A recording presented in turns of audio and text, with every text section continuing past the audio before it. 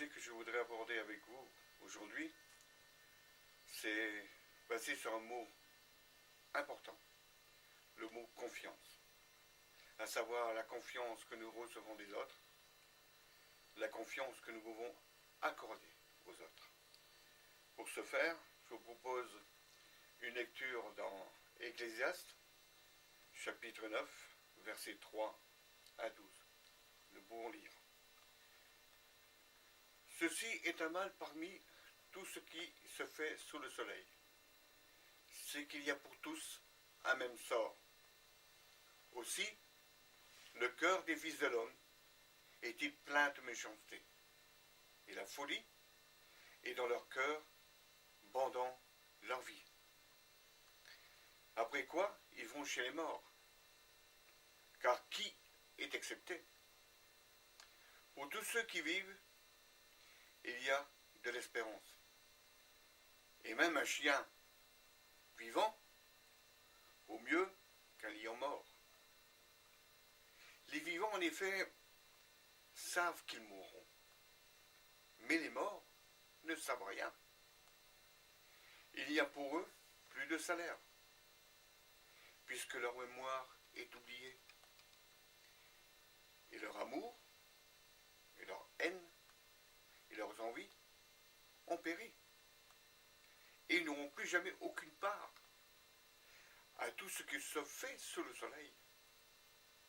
Va, mange avec joie ton pain, et bois également ton vin, car dès longtemps, Dieu prend plaisir à ce que tu fais.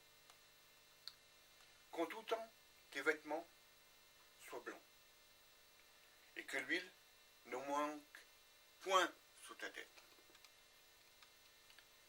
Jouis de la vie avec la femme que tu aimes pendant tous les jours de ta vie, les jours de vanité que Dieu t'a donnés sous le soleil.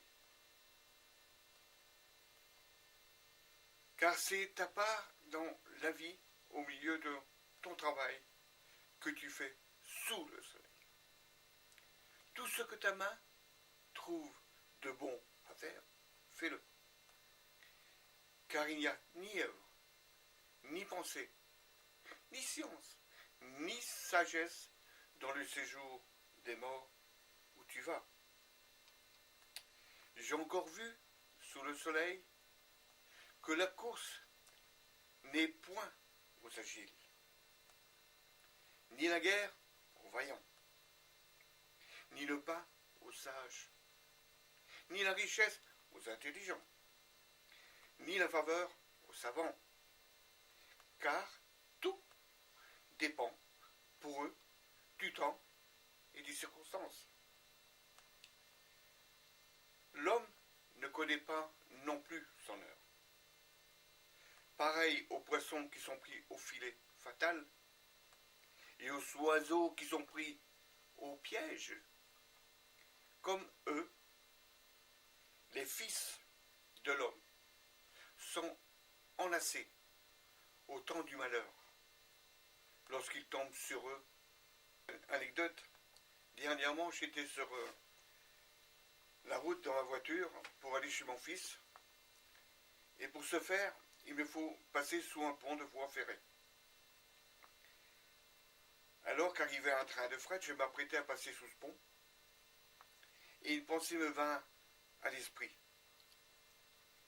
Et si le pont ne supportait pas la charge du train et venait à s'écrouler? Boum! Tout était fini ici-bas. Pour moi, j'étais mort. Que faire? Je suis passé quand même. Qu'est-ce qui m'a fait poursuivre ma route? Est-ce le flux des voitures? Est-ce ma vitesse qui de toute manière m'aurait empêché de m'arrêter avant, même si je ne roulais pas vite?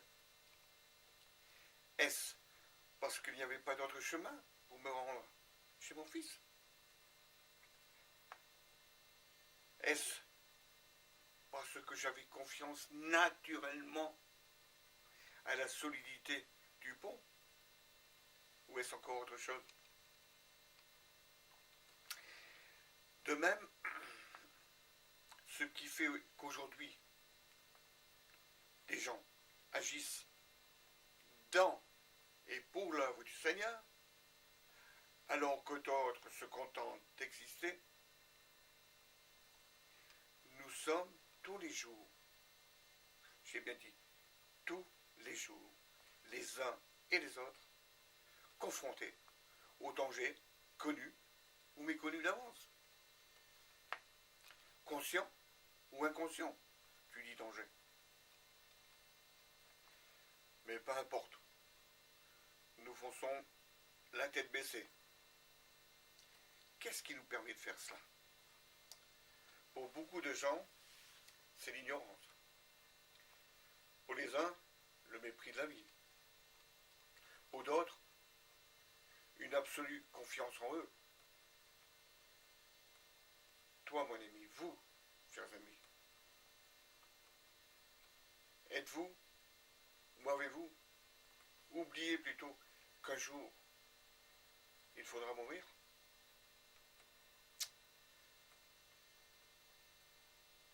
As-tu, ami, ôté cela de ton souvenir? Bien sûr, tu peux te faire plaisir, te réjouir, festoyer. Mais n'oublie pas de garder des vêtements blancs. Ne les laisse pas être souillés par le péché, l'ivrognerie, la débauche, l'adultère. Dans Isaïe 57 au verset 3 à 13, il est écrit: garde-toi des impies, des moqueurs, de l'idolâtrie. Sois satisfait de ce que Dieu te donne. Ne crains pas l'homme, mais crains Dieu. Accomplis des œuvres bonnes, dont tu n'auras pas à rougir, quand devant le Créateur tu paraîtras pour être jugé. Ne vis pas dans le mensonge. Sois un homme de prière. Mets ta confiance dans le Saint des saints, et cela est attaché à une promesse. Verset 13. Celui qui se réfugie auprès de moi héritera le pays et entrera en possession de ma montagne sainte. Voilà l'héritage de l'homme qui agit pour le Seigneur. Et toi, chers amis, vous, chers amis, où est votre place? Vivez-vous tel que nous le voyons tous les jours, par votre propre chemin? Vous contentez-vous simplement d'exister? Une question alors se pose. Qu'est-ce que la vie pour toi, pour vous? Pour toi? Une table? Une chaise? Un pupitre? Existe. Tu peux les toucher, les voir. Mais tout cela, c'est sans vie. Pourquoi? Parce que ce sont des choses et non des êtres dotés de cellules vivantes. Comme vous, comme moi. Ce sont des hommes qui les ont fabriqués. Tandis que vous, moi, nous avons été créés par et pour Dieu. Selon ce qui est écrit dans Genèse 2, au verset 7. L'Éternel, Dieu, forma l'homme de la poussière du sol. Il insuffla dans ses narines un souffle vital et l'homme devint un être vivant. Autrement dit, une âme vivante. celui qui a confiance dans le Seigneur parle, agit pour le Seigneur. Il s'occupe des choses de Dieu. Il cherche à entrer dans les plans divins du Créateur. Chers amis, maintenant, aujourd'hui, tu dois agir. Vous devez agir. Demain, il sera peut-être trop tard, vraiment trop tard. Dans quel état est votre âme? Une tâche indélébile causée par le péché recouvre ton âme et l'empêche de s'épanouir. Mon ami, sache que rien dans ce monde ne pourra t'aider à t'en débarrasser. Aussi, tourne tes regards, le Saint-Esprit te révélera que seule la personne de Jésus-Christ peut te purifier et faire que cette tâche immonde ne soit plus, ne se voit plus. Le sang de Jésus couvrira tel un revêtement parfait. Jésus ne se souviendra plus de ton péché. En voyant le sang du sacrifice de l'agneau, le sang de son Fils bien-aimé,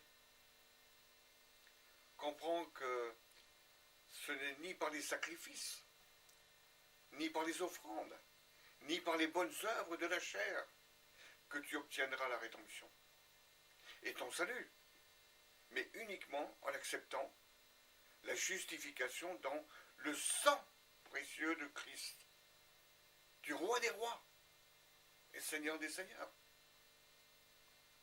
Il est mort, mais ressuscité et vivant pour toi.